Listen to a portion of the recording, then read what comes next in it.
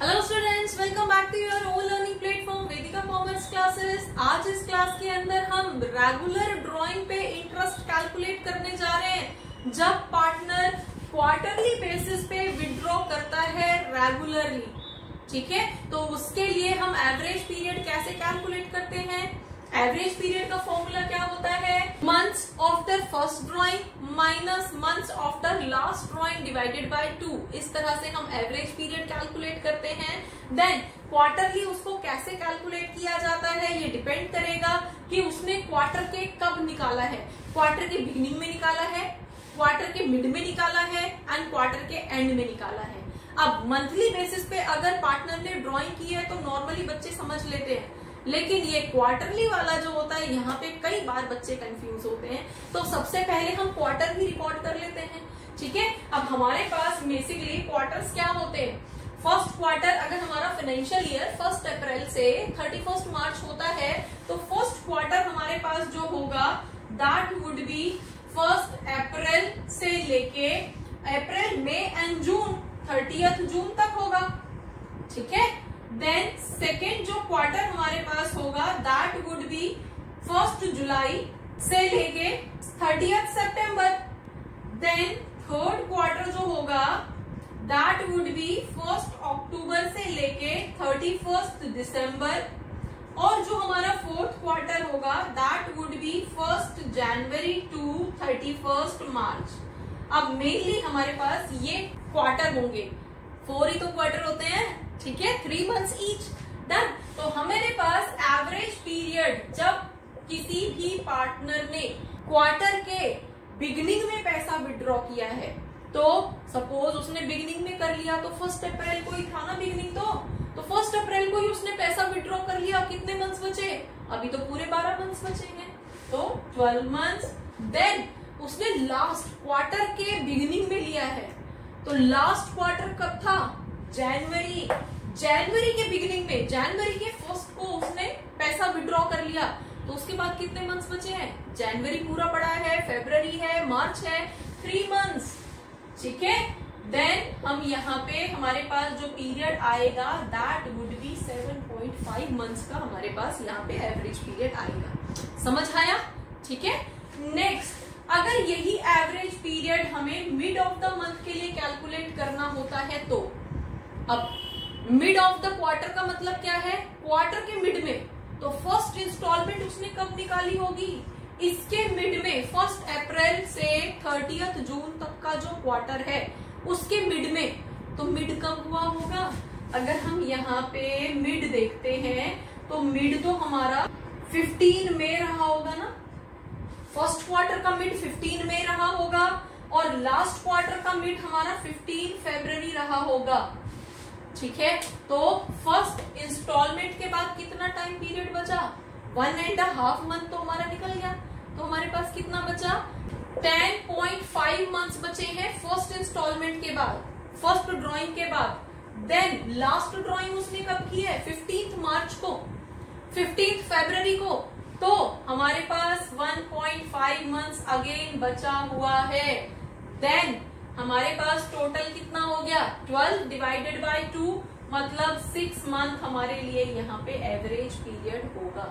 Clear हुआ बेटा। Mid मैंने यहाँ पे लिखा है, मेंशन किया है कि फर्स्ट क्वार्टर का मिड कब होगा और लास्ट क्वार्टर का मिड कब होगा। डन। नेक्स्ट अगर यही एवरेज पीरियड अगर वो क्वार्टर के एंड में निकालता है तब निकालना पड़ता है, तो हमारे पास क्या होगा, फर्स्ट क्वार्टर के एंड में, मतलब उसने 30 जून को निकाला, तो 3 मंथ्स तो निकल गए। कितने मंथ्स बचे, 9 मंथ्स। ठीक है, देन उसने लास्ट क्वार्टर के एंड में निकाला है, लास्ट क्वार्टर तो 31 मार्च को ही खत्म हुआ है, तो फाइनेंशियल ईयर ही खत्म हो गया, तो कोई मंथ्स नहीं बचे। डिवाइडेड बाय 2 हमारे पास यहाँ 4.5 मंथ्स का एवरेज पीरियड आएगा। ठीक है, तो एवरेज पीरियड हमारा कैलकुलेट हो गया। अब हम आईओडी कैलकुलेट करते हैं इसी सेम क्वेश्चन के लिए। तो आईओडी जब वो क्वार्टर की बिगिनिंग में कैलकुलेट करता है तो क्वार्टर में मतलब उसने 4 टाइम्स ही पैसा विड्रॉ होगा। ठीक है, तो 10,000 निकाले हैं 4 टाइम्स मतलब 40,000 टोटल ड्रॉइंग हो गया। रेट हम 5% लेके चल रहे हैं और एवरेज पीरियड बिगिनिंग के लिए एवरेज पीरियड वॉज 7.5। तो हमारे लिए वैल्यू कितनी आएगी आईओडी की 1250 रुपीज आईओडी चार्ज होगा अगर पार्टनर क्वार्टर के बिगिनिंग में रेगुलर बेसिस पे विड्रॉ करता है तो। ठीक है, यही आईओडी अगर वो मिड में कैलकुलेट करता है, क्वार्टर के मिड में अगर पैसा विड्रॉ करता है तो आईओडी हमारा क्या रहेगा 40,000 ड्रॉइंग है, 5% का रेट है, एवरेज पीरियड 6 यूज होगा। ठीक है, तो 6/12 देन हमारे पास जो वैल्यू आएगी दैट वुड बी 1000 रुपीज अगर पार्टनर क्वार्टर के मिड में पैसा विड्रॉ करता है तो वहां पे एवरेज पीरियड 6 यूज किया जाएगा और हम इस तरह से कैलकुलेट कर देंगे। डन। और अगर वो क्वार्टर के एंड में पैसा विड्रॉ करता है तो हमारे पास टोटल ड्रॉइंग तो 40,000 ही होगी, 4 बार ही विड्रॉ करेगा ना, देन 5% इनटू हमारा एवरेज पीरियड क्या हो जाएगा 4.5। तो 4.5 डिवाइडेड बाय 12 750 रुपीज अगर पार्टनर क्वार्टर के एंड में रेगुलर बेसिस से पैसा ड्रॉ करता है तो हम कैलकुलेशन इस तरह से करेंगे। आपको सारे केसेस कैलकुलेट नहीं करना है, आपको स्पेसिफिकली क्वेश्चन के अंदर बताया जाएगा कि वो मिड में कर रहा है विड्रॉ, मंथली बेसिस पे विड्रॉ कर रहा है, पूरे साल के लिए विड्रॉ कर रहा है या 6 मंथ्स के लिए विड्रॉ कर रहा है, कब कर रहा है, कितने % का आईओडी चार्ज होना, ये सारी चीज आपको पता होगी। ये सारी चीज आपको क्वेश्चन के अंदर दिया जाएगा। ठीक है, उसके बेस पे जो भी सुटेबल कंडीशन होगा कैलकुलेट कर देना। डन। एक शॉर्टकट हमारे पास देखो, पूरा साल 12 मंथ्स होते हैं, 12 मंथ्स का जब हम एवरेज कैलकुलेट कर रहे हैं तो 12 डिवाइडेड बाय 2 6 मंथ, तो हमारा मिड के लिए तो 6 मंथ होगा। ठीक है, अब देखो मंथ्स के बीच में गैप कितना है, अगर हम मिड से बिगिनिंग पे जा रहे हैं या मिड से एंड पे जा रहे हैं तो हमारे पास कितने मंथ्स का गैप है यहाँ पे क्वार्टर में 3 मंथ्स का क्वार्टर है। मिड सपोज हमारा 15th में था, तो जब क्वार्टर के मिड से हम क्वार्टर की बिगिनिंग पे जा रहे हैं तो डिफरेंस हमारे पास 1.5 मंथ का आ रहा है, 1.5 महीने का आ रहा है।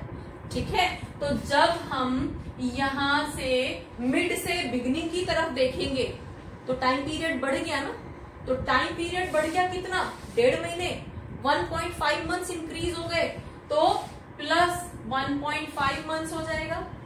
अगर यही चीज एंड की तरफ चलते हुआ तो उतना पीरियड कम हो जाएगा तो -1.5 हो जाएगा। ठीक है, और अगेन कैलकुलेट करके देखो 6 मंथ में जब आप 1.5 प्लस करोगे तो बिगिनिंग की वैल्यू आ जाएगी, बिगिनिंग का एवरेज पीरियड आ जाएगा, और जब 1.5 माइनस करोगे तो एंड वाला पीरियड 4.5 आ जाएगा। तो ये शॉर्टकट है, आपको हेल्प मिलेगी इसको पढ़ने से।